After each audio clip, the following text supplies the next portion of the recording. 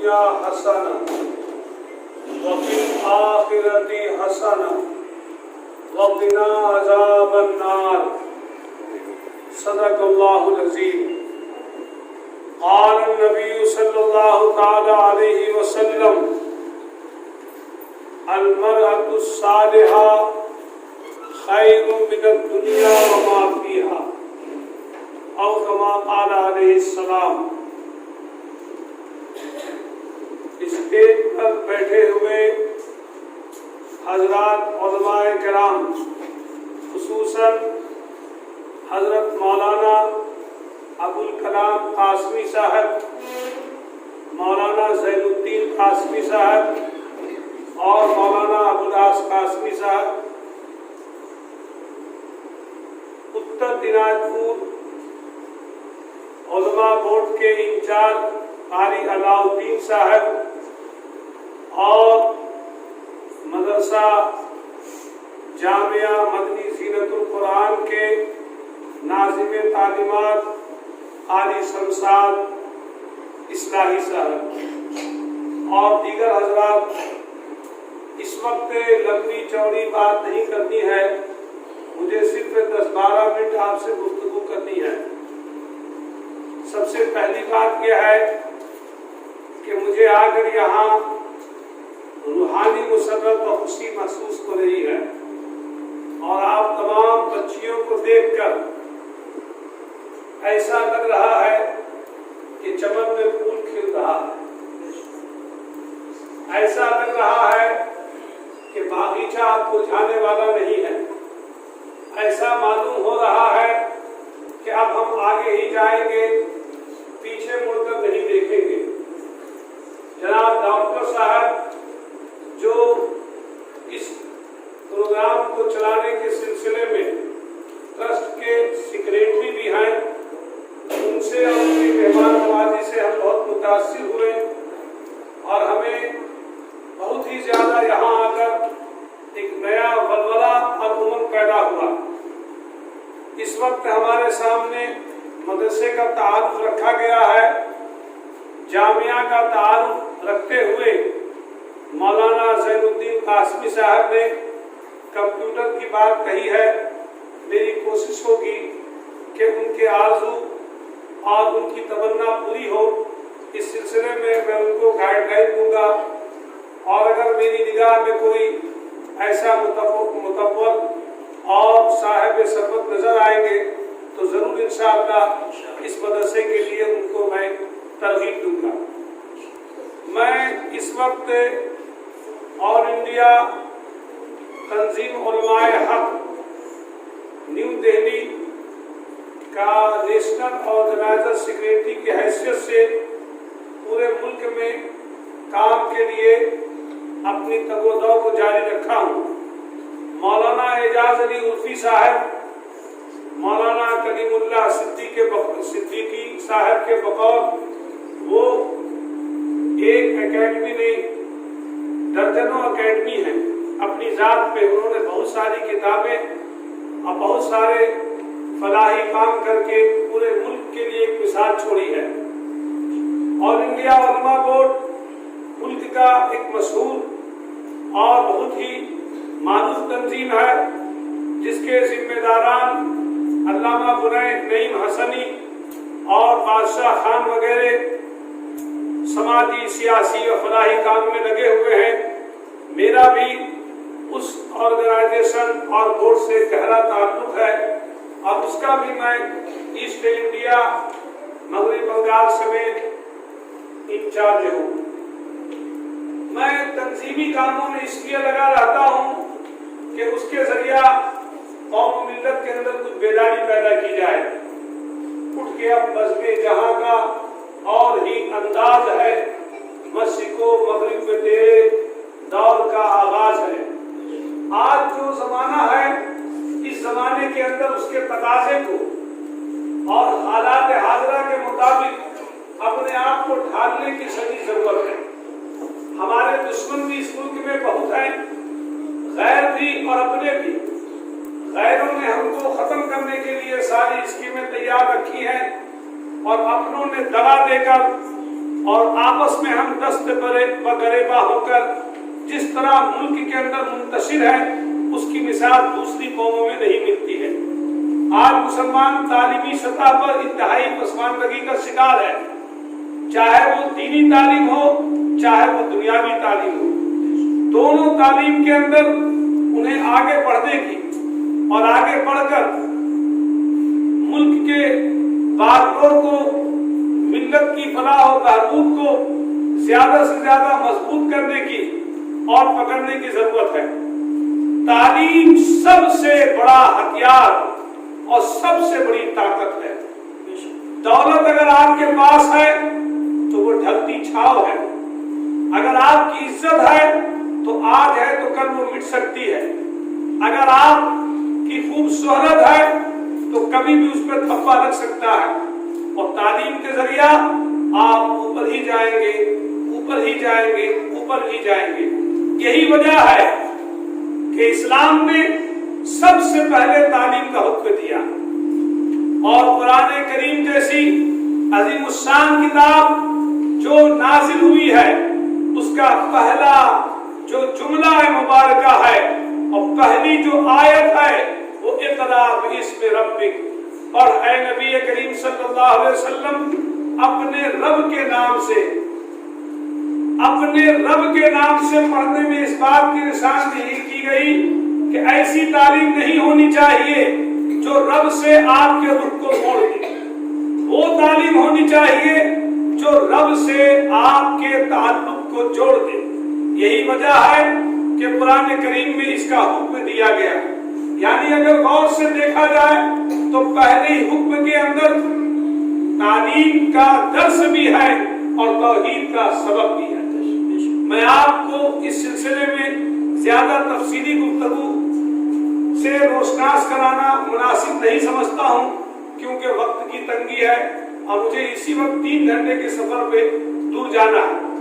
میں اس طرف اشارہ کرنا چاہتا ہوں کہ تعلیم دین کی اور دنیا کی یہ سب کے لیے ضروری ہے، اور تعلیم کے ذریعہ ہی کوئی خاتون، کوئی لڑکی وہ جو اعلیٰ سے اعلیٰ تعلیم حاصل کرے گی وہ نیک بن سکے گی۔ نیک بننے کے لیے تعلیم ضروری ہے، علم ضروری ہے۔ مثلا اگر ہم کو شریف بننا ہے، مہذب بننا ہے، نیک بننا ہے تو اس سلسلے میں کیا تعلیم ہے، کیا حکم ہے، کیا شریعت نے علم دیا ہے، اس کو جاننا ضروری ہے۔ نبی کریم صلی اللہ علیہ وسلم نے ارشاد فرمایا ہے کہ علم کا سیکھنا ہر مسلمان پر فرض ہے۔ طلب العلم فریضۃ علی کل مسلم، رواہ ابن ماجہ۔ اس کل مسلم کے اندر مرد اور عورت دونوں داخل ہیں۔ محدثین جانتے ہیں اور حدیث کے ماہرین جانتے ہیں کہ حدیث میں وہ دونوں لفظ نہیں ہیں، کل مسلم و مسلمہ، کل مسلم کے اندر ہی یہ آپ کا سارے کے سارے مرد عورت دونوں داخل ہیں۔ علم کا طلب کرنا فرض ہے۔ اللہ کے رسول نے علم کو مخصوص نہیں کیا ہے کہ اس سے صرف دینی علم مراد۔ قرآن نے جب علم کا اور تعلیم کا حکم دیا ہے تو وہاں کہیں اس کا اشارہ نہیں ملتا ہے کہ وہ صرف دین کی تعلیم، بلکہ اس سے سارے علوم مراد ہیں، سارے دین کے اور دنیا کی تعلیمات مراد ہیں۔ میں اس سلسلے میں ذرا سی تفصیلی بات نہیں کہہ کے مختصر اشارہ کروں گا کہ جب سے دین اور دنیا کی تعلیم کو الگ الگ کیا گیا ہے بہت سارے فتنے پیدا ہو گئے اور بہت ساری وہ زبان اور پستی کی، سمجھ لیجیے ہمارے یہاں بہت ساری اس کی مثالیں قائم ہو گئی۔ کچھ لوگ صرف دین کی تعلیم کی طرف گئے اور دنیا کی تعلیم کو انہوں نے چھوڑ دیا، تو دنیا کے بہت سے بڑے لوگوں نے بھی ان کو چھوڑ دیا، اور کچھ لوگ جب دنیا کی تعلیم کی طرف آگے گئے اور دین کو چھوڑ دیا تو دیکھا گیا کہ اس سے اللہ کی رحمت ٹوٹ گئی اور وہ برکت والی زندگی سے محروم ہو گئے۔ ایک بڑا آفیسر جو لاکھ روپے کماتا ہے اور دین کی تعلیم نہیں ہے، وہ اپنی زندگی میں مستقل بے چینی پاتا ہے، اور ایسی کئی مثالیں ہمارے سامنے موجود ہیں۔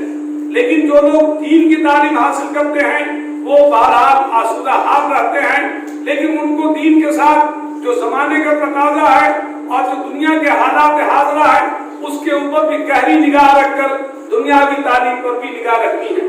ہم مسلمانوں کو دین سے اور دنیا سے جدا نہیں کیا گیا، بلکہ دونوں کے اندر حسنہ کو اختیار کرنے اور اس کو بروئے کار لانے اور اس کو حاصل کرنے اور اس کے لیے کوشش کرنے اور اس کے لیے جدوجہد کرنے کی زیادہ سے زیادہ تاکید کی گئی.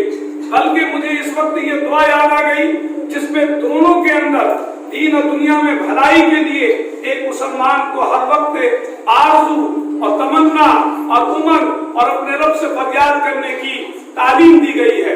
اور اس دعا کے اندر یہ بھی بتایا گیا کہ دنیا اور آخرت میں حسنہ کو طلب کرنے کے لیے تمہاری ذمہ داری ہے کہ اس کی تعلیم کو بھی حاصل کرو اور ہمیشہ ذہن نشین رکھو کہ ہمارے لیے ضروری ہے کہ جہنم کی آگ سے بھی ہم پناہ مانگے اور یہ اسی وقت ممکن ہے جب دنیا میں کے اندر بھی حسنہ ہوگا اور آخرت کے اندر بھی حسنہ ہوگا.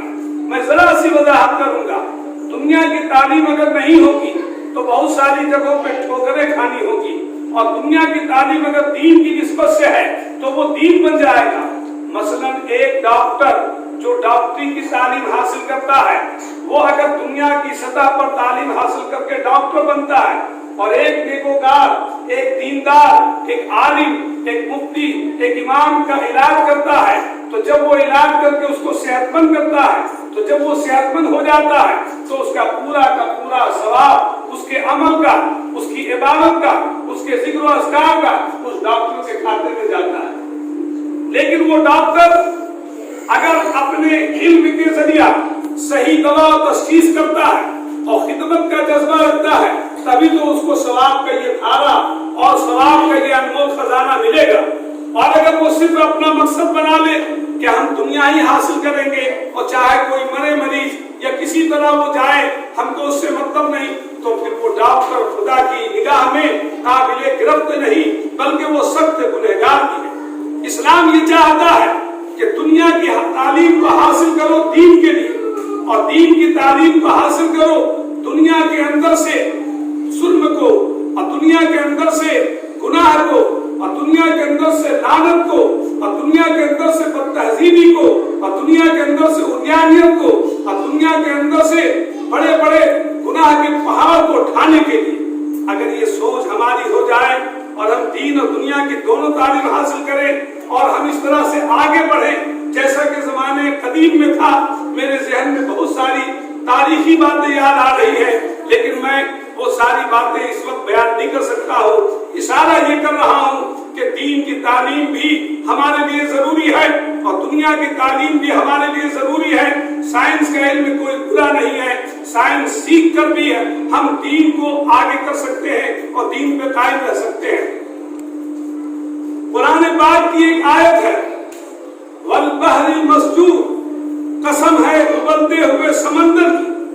یہ ابلتا ہوا سمندر کا علم کیسے ہوگا تو جاپان کے سائنس دانوں نے تحقیق کر کے سمندر کی گہرائی میں مشین اور آلہ کو ڈالا اور بہت گہرائی یعنی لگ بھگ وہ 50,000 میٹر اندر 50 سے 60,000 میٹر اندر انہوں نے آلہ کو ڈالا اور جب پانی کو اندر سے نکالا ہے تو وہ کھولتا ہوا پانی نکلا ہے. قرآن کہتا ہے قسم ہے ابلتے ہوئے سمندر کی. یہ سمندر کہاں پہ ابل رہا ہے 50,000 فٹ سے بھی زیادہ گہرا بلکہ اس کا صحیح اس وقت مجھے یاد نہیں آ رہا ہے لیکن بہت ہی گہرائی کے اندر سے جب پانی نکالا گیا تو ابلتا ہوا پایا گیا.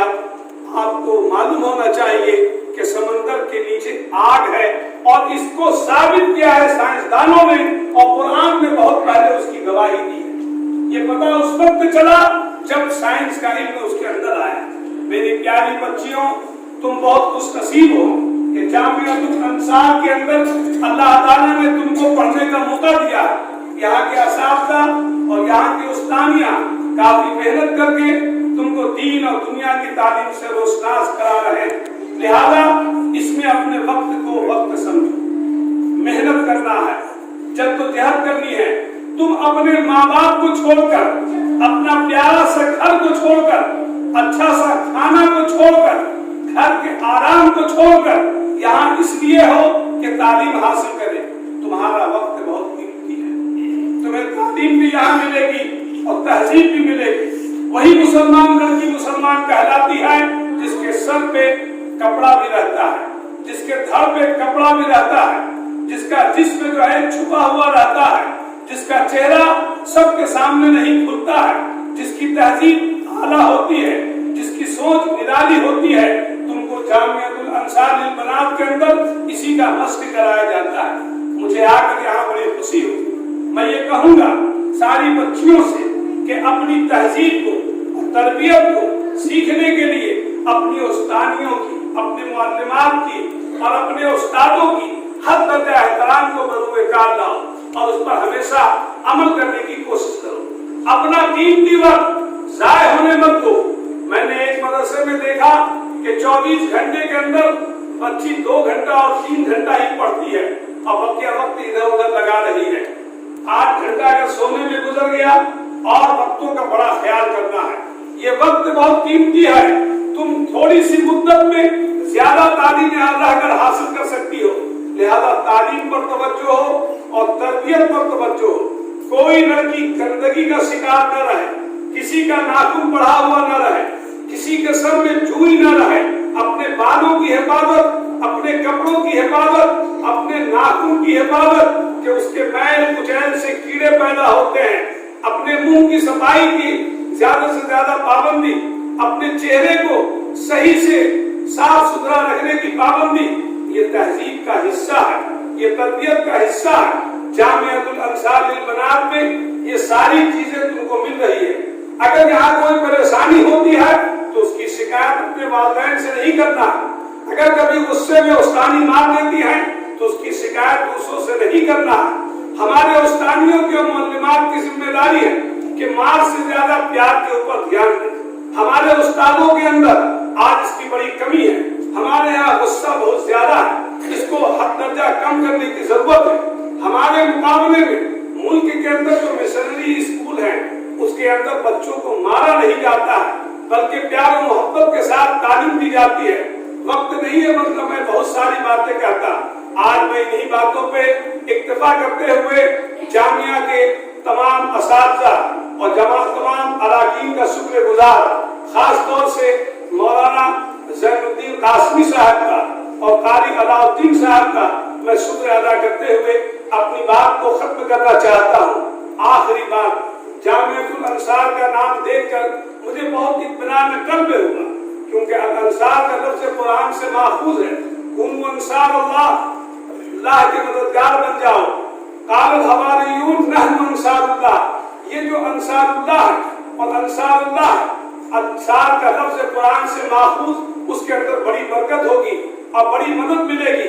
बड़ी खुशी की बात है कि आप तमाम यहाँ तालीम को हासिल कर रही है। अपनी जात से ऐसी कोई शिकायत का मौका मेरी बच्चियों तुम न देना कि मदरसा की किसी तरह की कोई बदनामी हो, कोई ऐसा काम जो गैर मुहज्जब और जो गुनाह का काम, उससे 100 फीट दूर भागना। अल्लाह ताला हमारी और आपकी जिंदगी में बरकतों की बारिश फरमाए और इस मदरसा को दिन दूनी रात चौगुनी तरक्की फरमाए और नजर हासिदीन से हिफाजत फरमाए। रब्बना तक़ब्बल मिन्ना फ़इन्नका अंतस समीउल अलीम। दुआ फरमाओ। रब्बना आतिना फिद दुनिया हसना व फिल आखिरति हसना व क़िना अज़ाबन नार। रब्बना ला तुज़िग़ क़ुलूबना बअद इज़ हदैतना व हब लना मिन लदुनका रहमा इन्नका अंतल वहाब।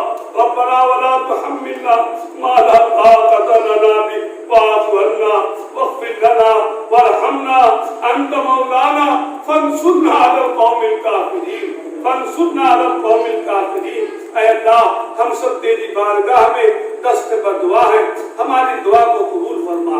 ऐ अल्लाह, जामियातुल अंसार लिल बनात व दारुल यतामा, जिसके अंदर मासूम बच्चियों की तरबियत और तालीम की जबरदस्त स्कीम चलाई जा रही है, अल्लाह इसे कबूल फरमा, इसमें बरकत फरमा। जो असातिज़ा, जो उस्तानिया मेहनत कर रहे, जो अराकीन अंतक जद्दोजहद कर रहे, अल्लाह उसे कबूल फरमा। अल्लाह इस जामिया को नाज़रीन हासिदीन के हसद से और जालिमों के जुल्म से हिफाजत फरमा और इसके जो जायज मकासिद है उसे कबूल फरमा और जो परेशानियां हैं उसका खात्मा फरमा। अल्लाह, इस जामिया को दिन दूनी रात चौगुनी तरक्की फरमा। यहाँ के पढ़ने वाली बच्चियां اعلیٰ سے اعلیٰ تعلیم حاصل کر کے ڈاکٹر بنے، جج بنے، عالمہ بنے، دین کی خدمت کرے، دنیا کی خدمت کرے، انسانوں کی خدمت کرے۔ اے اللہ ایسی توفیق عطا فرما، اس پہ برکت فرما، ہم تمام مسلمانوں کی حفاظت فرما، ایمان پر خاتمہ فرما، مرد و عورت کے اندر دین کا بول بالا فرما۔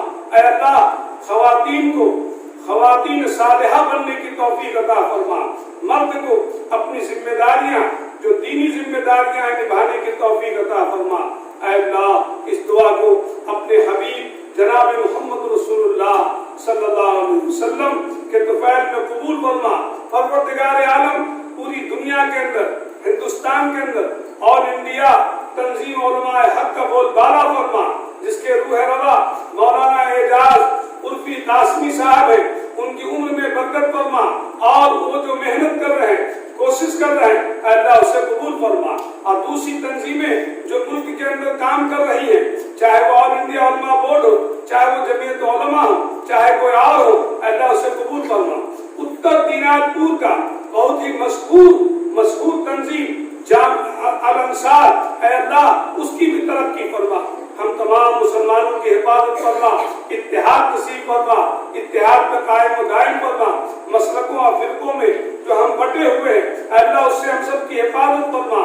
ربنا تقبل منا فإنك أنت السميع العليم وصلى الله تعالى على خير خلقه محمد وآله وأصحابه أجمعين برحمتك۔ پھر کبھی آئیں گے تو بچوں کا ہم لے کے جائیں گے۔ آج